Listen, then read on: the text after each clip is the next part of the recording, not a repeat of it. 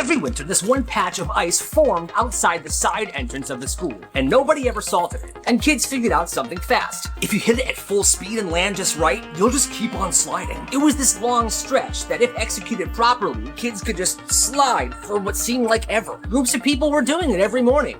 Yo! A pile of backpacks here and a line of kids here. It wasn't easy. Some kids wiped out. Some kids went pretty far. But one kid showed up, he took it way too seriously. Before and after school, he shows up with two of his biggest buddies. And if somebody wanted to slide on this ice, they had to give him something. What you got? Well, you're in my math class. I'll give you the answer to tomorrow's homework. Deal. He would then let them go and mark down how far they went. 15 feet, 18 feet, 25 feet. Now everyone's showing up with offerings to get in line to try to beat the best record. This kid's getting tons of snacks, homework answers, random items. That's when one angry janitor sees what's going on and he's like, I can't have this. So every morning he begins salting it. That forgotten ice patch was no more. But for that time, it was awesome. Hector's driving to work one morning when he sees something on his dashboard. It's a jumping spider, and Hector does not do spiders. So immediately he's freaking out. The car's swerving. It's dangerous. He's trying to keep one eye on the road and one eye on this thing. Then the spider disappears somewhere in the windshield. He's gone. For now. The next morning, Hector gets in the car to go to work, and the spider's back. This time, Hector kind of sighs. He's like, all right, just stay there, okay? And weirdly, after a while, he gets used to it. That spider's there every morning. Oh, hey, morning, buddy! Sometimes on the dash, sometimes on the radio knob. And eventually, Hector starts talking to her on his way to work. Man, it's good to see you today. I didn't sleep well last night, but I think with some coffee I'll be good. If traffic was bad, look at this idiot. That's what I'm saying. If he's late, we're not gonna make it on time today, buddy. At one point, Hector doesn't see him for a few days. He gets worried, but then he pops back up. Oh, hey, there you are. I missed you. Now it's a part of the routine. It's been about a week since he met the spider, and it's his buddy now. One day, he's driving his wife to work. She gets in the car, and she sees the spider. All right, let's go. Ah! Oh, no, that's just... Ew. Don't worry, he's dead now. His wife just killed his best friend, and he's actually devastated. The ride to church is pretty quiet. His wife finally says, are you seriously mad at me right now? He just cries. You rode with me every single day this past week. He was my best friend. Rest in peace, man. Rest in peace. Man, that's sad. Her mom's boyfriend was nice at first. Helpful, friendly. Hey, Kayla, I brought you home some McDonald's. Thanks, Mark. He treated her great. Then he married her mom. And almost overnight, he stopped talking to her completely. Hey, Mark, how's your day? He would walk past her like she wasn't even there. Then her little brother was born, and that's when it got worse. She said he basically decided that she didn't belong in the house anymore. First, he stopped cooking for her. He told the 14-year-old, if you want food, buy your own. But she also wasn't allowed to get a job. Then he would take her laundry out of the washer mid-cycle to put his own in. And he would throw her wet clothes just on the floor. Why'd you do this? He would always scream that it was because, this is my machine. I bought it. And then as a punishment, she would make her do everyone else's laundry and fold it all. He banned her friends from coming over, never let her take the classes she wanted at the park district, and then he did one thing that she said that she would never forget. She went away to school camp for 2 weeks. She came back excited to get home. She walked into her room, looked at her bookshelf. All my books are gone. Every single one. Turns out, while she was away, he had been using her book collection to start fires in the fireplace. One by one, burning them for kindling. And that is another example of a horrible person. This kid's always the first one on the bus every single day. And he'd walk in and he would go directly to the back right bus seat. And he would do this because about 15 minutes into the route, there was this bump in the road that the bus would hit every day. And if you were in that back seat, it would launch you up. And it was awesome. And the driver knows this, so he would hit that bump at full speed. It's coming, here it is.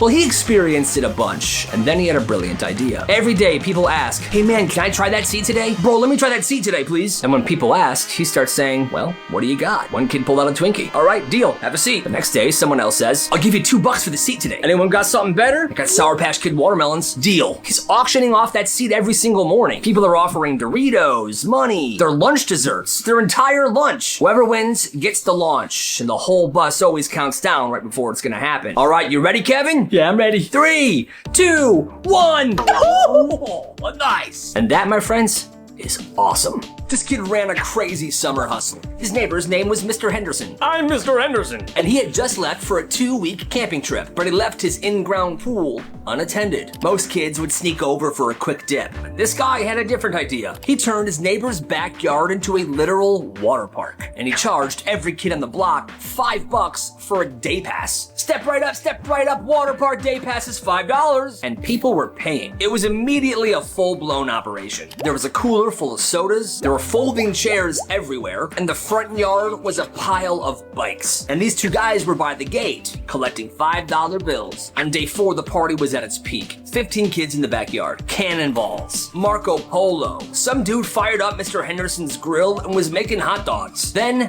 Mr. Henderson shows up. What in God's name is going on back here? You see, obviously, one of the other neighbors called Mr. Henderson to let him know what was going on. So he came back from his trip super early. Backyard was dead silent. But what Mr. Henderson did, nobody expected. You, come here. Yes? Listen, I'm going back camping. Okay, you can stay here as long as you clean up every day, and by the time I get back, it needs to be spotless. You understand? Oh, yeah. Stay out of my house, too, but have fun.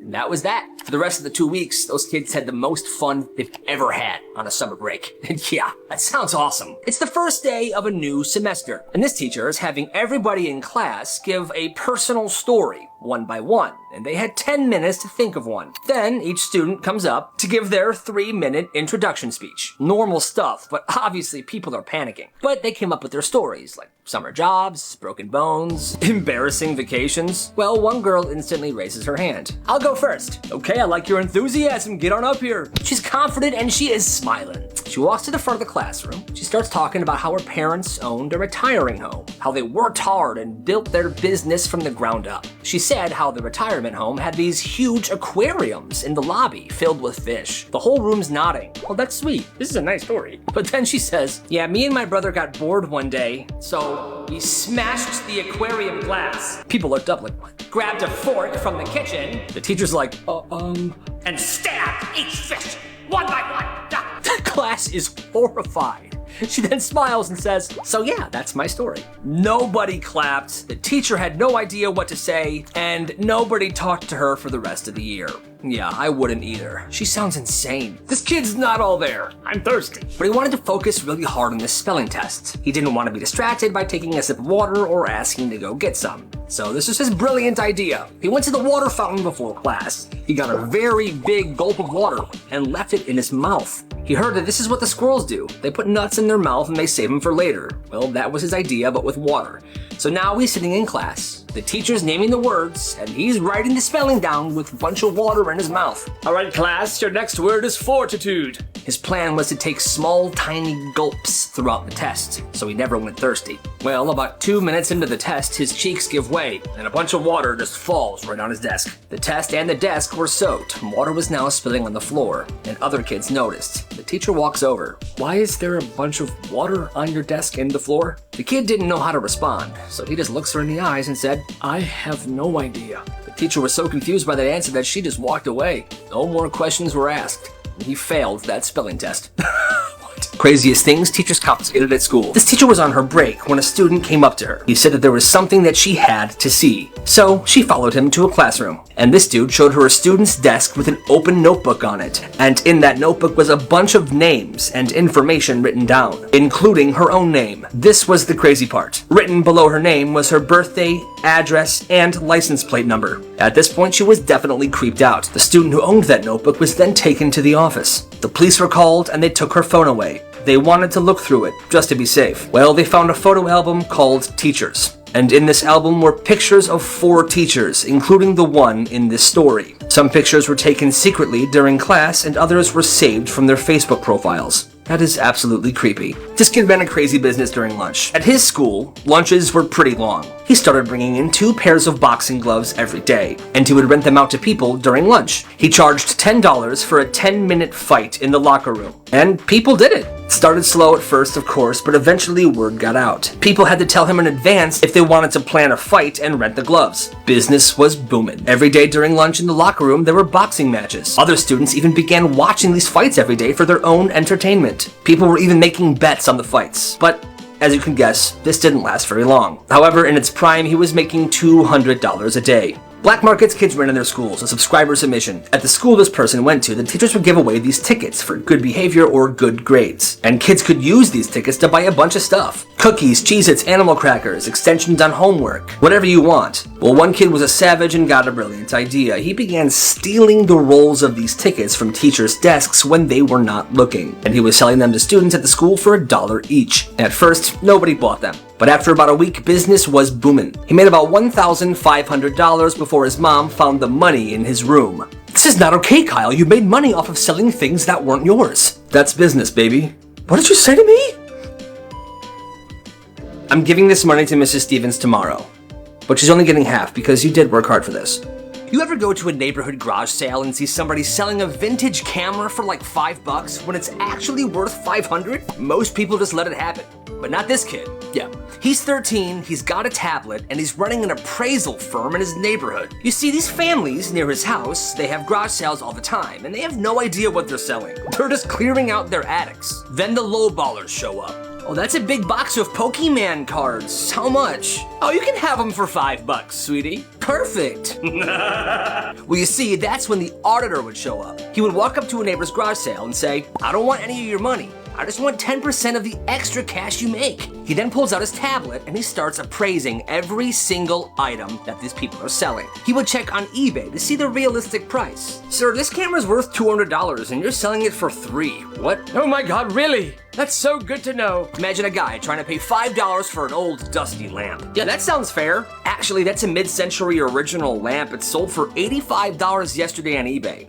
You can have it for $60. People pay. By the end of the day, he would make $100 in commission without having to sell a single item. And the neighbors he's helping are so grateful. And honestly, I never thought about this, but it's genius. And this time I definitely gotta say, respect the hustle. Top 3 principles on a power trip. Number 1, this principal banned all backpacks because the hallways were messy and crowded. So now kids had to carry classes worth of stuff in their arms all day. Folders ripping open, papers on the floor. Meanwhile, this principal still walks around with her leather briefcase. Oh, pardon me. Oh, pardon me. It became such an issue, parents kept calling the school asking why backpacks weren't allowed. After a few days, so many kids started asking the principal about her briefcase that the rule died. The next one, this principal was tired of students being late to first period, so he forced every single teacher to lock every single classroom door the second the bell rings. And if you don't do it, there's gonna be problems. Didn't matter if it was raining outside or if your bus was late. If you weren't there before the bell, you weren't getting into class and you had to go to the office. One morning, a school board member showed up for a surprise visit. And when she walked through the hallways, she saw tons of students banging on their classroom doors trying to get in. What is going on here? Oh. Number 1, there was a principal who decided students were too loud during lunch, so he made the cafeteria completely silent, and detentions were handed out to anyone that spoke even one word. Milk. Detention! Hundreds of kids eating in total silence. It was completely insane, until one day this kid brought a whoopee cushion. He thought it would be funny to prank his friend during silent lunch, so his friend sits down. It was a slow, loud whoopee cushion fart. Everyone was silent for a few seconds after that. Then they just burst out laughing. Even the principal. Okay, we can talk again. I guess all it took was some light-hearted fart joke to turn the mean old man into a softie again. In most classrooms, misbehavior gets you a warning or a detention. Well, back in the 80s, it was something completely different. In this classroom, any deviation from the system, like talking too much or misbehaving, throwing stuff, spitballs, it required a physical debt. Hey! Kyle, spitball! The teacher didn't make them sit in a corner or put a goofy hat on. Next to his desk on the floor laid a sheet of coarse sandpaper. One mistake, you had to get up there and kneel down on the sandpaper. And you weren't just kneeling, you were working. You had to stay in that exact position while your knees grinded onto the grit while you had to write massive amounts of words. And what you normally did is there were a list of 30 words and you had to write each word 10 times. The punishment was designed to make them try to write fast, because the longer you took to write these words, the longer you had to kneel. It's actually incredibly horrifying, and it would completely not fly today. I can't believe that's what they did back then. Eventually, they stopped doing that, thank God. but that teacher never got in trouble because, well, it was the 80s. Yo, Evan, can you do my homework for me? Yeah, 2 Kit Kat bars and you got a deal. This kid Evan was scary smart. Math, history, science, it didn't matter. He would get A's on everything, and he offered a service. If you needed your homework to be done, you would bring him candy, and that was that. He would do your homework. Yo, can you do my science worksheet for me? Bring me 3 Reese's cups and a Gatorade and you got a deal. Perfect. And Evan didn't just do the homework, he did the homework perfectly. Better than anyone could have done themselves. And word spread fast. By the end of the month, Evan had a stash of candy and drinks in a huge duffel bag that he kept under his bed. Snickers, Reese's, Airheads, Skittles, Gatorades, Monsters. Like, he had everything. It was way too much for just him to eat. So, he got another frickin' idea. You guys, this is how it works. You gotta follow these ideas, people. Anyway, at lunch, he starts selling the candy that he was given for doing kids' homework. And the price would depend on what candy he was selling. Like Reese's were more money, maybe like $2. Snickers were like $1. Gatorades were $1.50. He had a whole menu and he had them all priced out. And remember, this is pure profit. He didn't pay for this candy. Bro, why is Evan always eating Chick-fil-A for lunch now? Oh, it's because his business blew up. He's running both the candy and the homework market. He's killing it. Hey, what's up, Evan? What's up, buddy? Meanwhile, teachers started to get kind of suspicious, I guess. Not because of the candy or anything, but because all the kids in their class were like getting A's on every assignment now. Even the kids that were horrible at the subject. So many A's lately. Maybe I'm doing a good job. Or maybe Evan is just one hell of a businessman. Evan stayed clean. You know, he never got caught. And before you all say, well, if he didn't get caught, how do you know about this? Well, because he told me himself. And by the end of the year, he made over $700 from selling candy that he didn't even pay for. You gotta respect the hustle. A $3,000 earring just sank to the bottom of a swimming pool. It was a July heat wave. Water at the public pool was cloudy. The deep end was super deep. Even the lifeguards were afraid. And at the bottom of the pool was now this girl's very expensive earring. Somebody help me, somebody help me. That's when everybody turned to this kid who was sitting in a chair playing with a ladybug. Do something. Do something, Bug. You see, they called this kid Gills, because every day in the summer, he would play in pool water, then he would drink it. Don't ask him, dude, he's super weird. Yeah, but bro, if somebody could do it, it's Gills. Gills never used goggles. He said he could sense his surroundings through his fingertips. So they asked him, hey Gills, yabo, we need your help, man. That girl lost a $3,000 earring. It's at the bottom of the deep end. And Gills did not hesitate. I'm on it. He dives right in. 1 minute passed, then 2. The snack bar worker paused the music. The crowd went dead silent. Everyone was waiting for Gills' lifeless body to float to the surface. When suddenly, a hand comes right out of the water, holding the earring. Oh my God. Here's your earring. I also found a hot dog down there. Free food. He ate the hot dog and sat back down with the ladybug. That day, the nickname Gills stopped being an insult. He was kind of a legend. And it all started because most kids start a lemonade stand to make some extra cash. But Dax was playing a much darker game. He opened a barber shop in his garage. And even though his fades were terrible, every kid was lining up for a $5 buzz cut. Step up, who's next? It was like the social event of the summer. Everybody was hanging out, listening to music, laughing at how bad the haircuts were. Bro, you look goofy, right? But Miles noticed something weird. After every haircut, Dax was picking up some of the hair and putting it in a Ziploc bag. Once the day was over, Dax had cut like 15 people's hair. Miles stuck around and asked him, bro, why were you putting your hair in bags? Hey, check this out. He brought him to a shelf, and on that shelf was hundreds of Ziploc bags. Each of them had hair in it, and each of them were labeled. This is Miles from August 12th. This one is Cooper from July 4th. Look at all these. I had the genetic blueprint of the entire 8th grade right here, labeled and dated. Miles just laughed. Bro, you're weird. But Dax leaned in. Everybody thinks I'm a bad barber, which is true. But they don't realize I got a much bigger plan. Next time someone does me dirty, steals my seat at lunch, makes fun of me, I'm gonna find a crime scene anywhere, and I'm gonna drop their hair right in the middle of it. What? Let's say Miles calls me a loser. Well, I hear sirens. I follow the sirens. A crime scene. There was a murder. Miles goes right on the floor. The police. Whose hair is this? They go to the computer. It's Miles. Miles goes to prison for murder. Bro, that is so messed up. And it was. And obviously, that really wouldn't work. But Miles made sure to stay Dax's friend. just in case. You would hate for some of his hair to end up at a crime scene. Here's what happens when you mess with the wrong kid. There's this 8th grader named Devin. Yeah, well, and he had his locker broken into 4 times in 2 weeks. The first time his lunch money was stolen. Oh, what the heck? The second time his headphones. Yo, that's messed up. The third time his jacket. Dude, who would do this? And the 4th time his water bottle. But I'm so thirsty.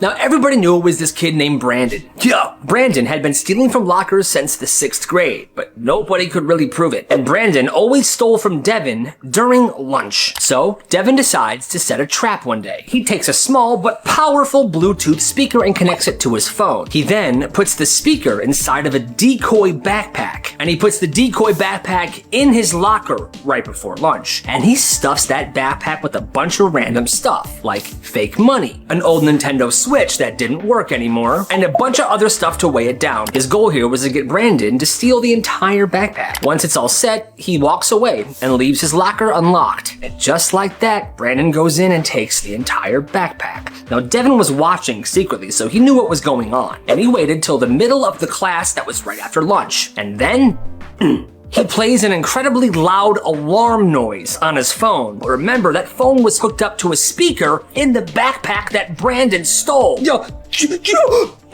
And it was loud. People down the hall could hear it. Teachers were like, what is that alarm? Brandon freaks out. He takes the backpack, he stumbles out of the classroom, and he throws it down the hall. Everyone's like, yo, what are you doing? What's in the backpack? And then Brandon confesses. Yo, it's not even mine. I stole it from a locker. At this point, tons of students are in the hallway. So was Devin. Yeah, my locker. Brandon was finally caught red frickin' handed, suspended for 10 days. And his reputation, which wasn't that great to begin with, was now forever ruined at that school. Sometimes all you gotta do is set a booby trap. A substitute teacher walks into class. She's taking attendance, butchering every single name. She gets through everything, but then someone's like, miss, you forgot about Denise. Oh, Denise, yeah, she's here. Right there. And the kid points to an empty desk. The substitute's like, I don't see anybody there. But then another student's like, she's just very quiet. But yeah, she's here, see? Okay. The sub then manually put in Denise's name on the sheet and wrote next to it, here. 10 minutes later, the substitute's handing out papers. Someone says, hey miss, don't forget to give Denise one. And the sub does. Oh, you're right. My bad. Here you go, Denise. Miss, she also needs a pencil. Oh, okay, here, Denise. So now obviously no one is sitting at that desk. But this teacher is going along with it? Or maybe she's actually believing that someone is there, but she just can't see them? By the end of class, she's talking to this empty desk like it's a real person. Okay, does everyone understand today's lesson? Denise, how about you? Yeah, she gets it, miss. And on the sub sheet to turn into the teacher, the substitute wrote, Denise was quiet today, but she completed all her work. Overall, class was great. The next day, the real teacher comes back and reads the notes. Class, who the heck is Denise? And everyone burst out laughing. I bet they had that sub thinking she was going crazy. They respected Denise though, huh? What happens when the school bully becomes the hero? I'll tell you. This happened at a middle school in Ohio. There was this one kid named Steven, and he was getting bullied every single day by the same group of seniors. He was being shoved into lockers, his lunch tray was getting knocked over, the usual stuff. I hate my life. Well, here's the thing. There was another bully at school, the biggest bully. This dude named Jake, and everyone was terrified of him. Well, I guess he'd been watching what had been happening to Steven. I just kept seeing it happen every day. One day something snapped. He sees them bullying Steven, so he walks right up and says, hey, look at me. You touch him again, you're gonna deal with me, okay? The bullies immediately stop.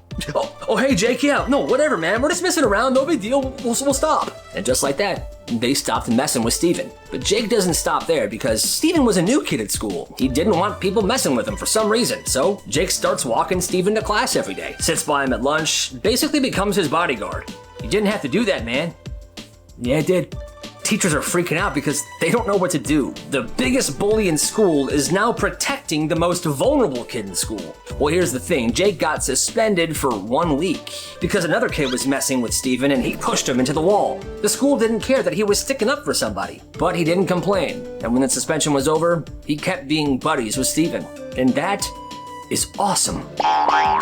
No high fives allowed. Huh? Why? Because it's assault. That was the actual rule. And no, that doesn't make sense. People couldn't celebrate high five each other. If a teacher saw a high five, they would jump in, pull it apart, and both those kids were getting to frickin' detention. And they always said, aggressive behavior will not be tolerated. So that's dumb rule number 1. Then they started a new rule. The only liquids or beverages that students were allowed to bring into school were water and milk. And if it wasn't water or milk, they would take it away. They would check students' lunch bags every single morning as they were walking into school. Coffee from home? Gone. Flavored water? Gone. Gatorade? Gone. Tea? Get the heck out of here. One student had laryngitis and his throat was hurting him bad. The doctor said he could bring tea with hot honey to school. He even had a note, but the school took that note, ripped it, and dumped that tea out. You know the rules. I hate my life. And this was a kindergarten through 12 school. And these rules applied to everybody. The school also served the same lunch every day. 3 chicken nuggets and 3 carrots. And kids weren't allowed to bring anything else. Nobody knew what the point of this was. But what I do know is that sounds like the worst school ever. This kid's a genius. I'm a genius. He's super smart and he wants to make some money at school. So he finds this pen online. And this pen has a tiny strip of paper inside. It's like a scroll. You can pull it out, write stuff on it, and then you put it back in. Well, he buys 20 of them. And like I said, he was smart. He begins selling these pens as cheat sheets for tests. For his history class, he would write important dates down, important information that would be on the test. For biology, he would draw mini diagrams. For math, he would put straight up formulas on there. And if he somehow got the actual test copy early, he would put the entire answer key in tiny letters on that little scroll. So now, whenever there's a test in any of his classes, he's got 20 of these pens with the same stuff written down in them. And he sells them for $10 each. Yo, I got today's cheat sheet. You in? Yeah, here's $10. And they sold. But that wasn't the crazy part. He had a separate cheating business only for the people that would sit close to him. You see, he had another pen, and the top of that pen had this little rotating dial. And whenever you would rotate it, the top of the pen would change colors. Blue, orange, yellow, green. And so he would tell the kids around him, before the test starts, blue is A, orange is B, yellow is C, and green is D. Follow closely. And then the test would begin and he would answer them one at a time. Once he answered a question, he would adjust the color. Then he would move on, answer that one, put a different color. And people around him are following slowly, copying down what the color is saying.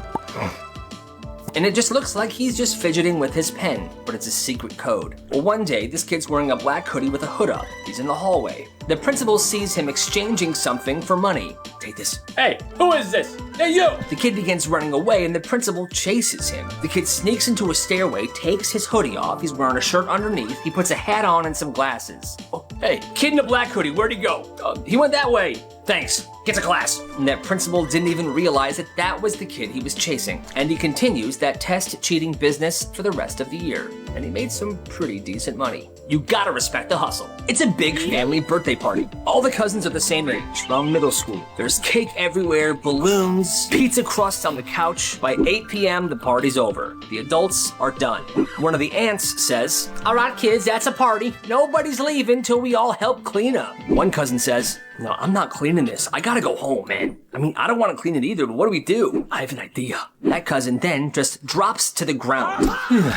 Full body collapse, right on the floor, and everyone's screaming, oh my God, Corey! Corey, wake up! The kid's not moving at all. One of the cousins is like, okay, bro, joke's over, stop. But Corey is just committing to this. His eyes are closed, he's limp, he's silent while people are shaking him. Come on, Corey, get up, get up. What he didn't know was one of his uncles was in the kitchen and called 911. So now, paramedics burst into the house. Where is he? Where is he? That's when he's like, I'm better now. Everybody explodes. The parents are furious. The cousins are like, bro, that was way too far. He's grounded for months. The ambulance leaves. And now all the cousins are forced to clean up double time. They didn't just have to clean up from the party. They had to now clean all the bathrooms and rake the yard. It was insane. So his little bit to get him out of cleaning made things 10 times worse. There was this kid named Silas who hadn't spoken since the 6th grade. Silas went 3 years without making a sound. Until he ended up in Mr. Garrett's algebra class. I'm Mr. Garrett. Now, Mr. Garrett was a notorious power tripper. Loved picking on kids for no reason. Well, that particular day, he was really laying into this kid named Leo. Well, are you stupid, Leo? I asked you for the answer 10 minutes ago. Stand up. Sit down. Now, Leo was a freshman, and he had a stutter. And on that day, he was clearly on the verge of a full-blown panic attack. The teacher was being ruthless. And the class was silent as well. They were like, this is super uncomfortable. Teacher's still laying into him. How did you even get through middle school? You are the dumbest student I've had in years. Well, that's when the class heard a scrape, like someone's chair being pushed out. It's Silas, and he's standing up now. Silas, sit back down. This does not involve you. Silas didn't sit down. He walked right to the front of the room. He stood between the teacher and the kid, and he spoke for the first time in 3 years. He's not the one who's stupid, Mr. Garrett. A good teacher doesn't need to bully a 15-year-old to feel powerful. So there's something weird about you. Mr. Garrett was so stunned because this kid hadn't spoken all year that he just sat down, stunned in his seat. Silas never spoke at school again for the rest of the year. And he didn't have to, because everyone already knew. Second ইয়ারে পড়ি। Second ইয়ারে এখন class 9 এর পোলাবেনও প্রেম করে। মামা মায়া তো অস্থির। Excuse me আপু, এক্সকিউজ মি, আপনার নামটা যদি বলতেন একটু। শুনেন বেঞ্চ সাহেব, আমার বন্ধু জিসান, ঠিক আছে? আপনার বান্ধবীরে শুনুন। মারি নাই তো, শাসন করছি। ভালো লাগে না, একটু মারতেই পারি। কিন্তু খুব খারাপ হয়ে গেছে। তুই রবিল নামে সুন্দর রিক্সা ডাক। ভাবি চিঠিটা আমার বন্ধু জিসান দিচ্ছে, প্লিজ ভাবি আপনি একটু নেন, প্লিজ ভাবি।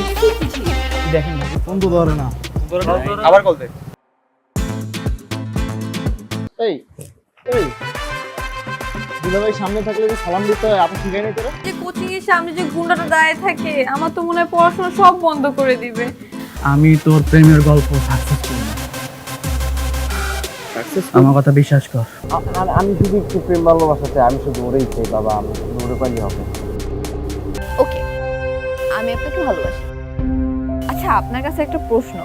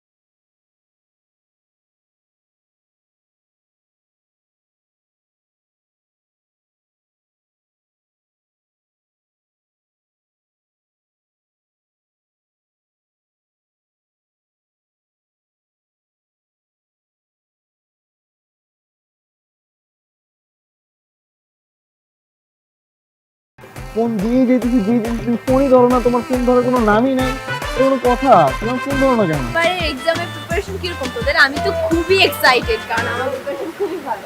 জিসান দরজা খোল। কি বুঝতেছি না।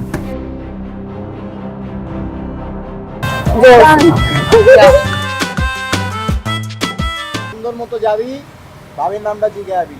আর শোন, ভালো মতো কথা কবে, ভাবি লাগে। খালি ফাপড় আর চাপাবাজি, ফাপড় আর চাপাবাজি, এই বাদে আর কিছু পাচ্ছস? বুকিং?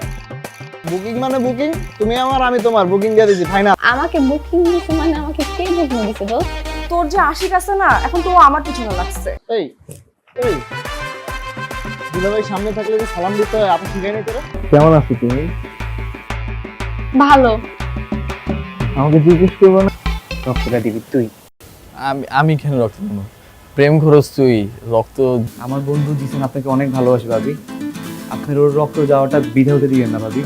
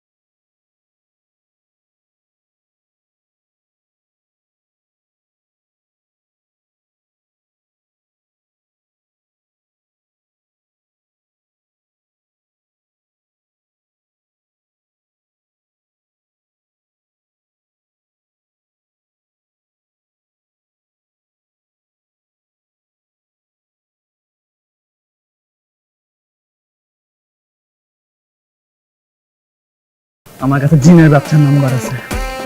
জিনের বাচ্চা। করতে চাস নাকি ইটিস পিটিস করতে চাস? হ্যালো বন্ধু, আমার রোদে দিছস? এই তো দিছি তো, ঠিক মতো রোদে দিছস? কি শুনতে চান? আমি আপনাকে ভালোবাসি। ভালোবাসা যে এত প্যারা, এত কষ্ট, এত জ্বালা যন্ত্রণা, জানলে ভালোই বাসতাম। জিসান আর তুলির ভালোবাসার ইতিহাস তাই রক্ত লাগবে। আসসালামু আলাইকুম দুলা ভাই। আরে শালা, ওয়ালাইকুম আসসালাম। কি খবর, কেমন আছো?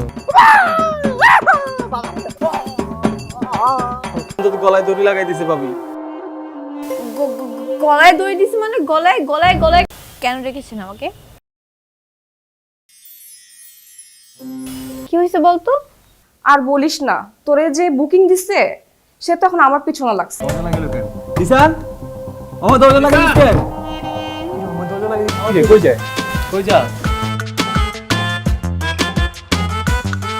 ফোন দিয়ে যেতেছি, ফোনই ধরো না। তোমার ফোন ধরার কোনো নামই নাই, কোনো কথা। তোমার ফোন ধরো না কেন? এবারে এক্সামের প্রিপারেশন কিরকম তোদের? আমি তো খুবই এক্সাইটেড, কারণ আমার প্রিপারেশন খুবই ভালো। জিসান দরজা খোল। কি বুঝতেছি না। Yeah.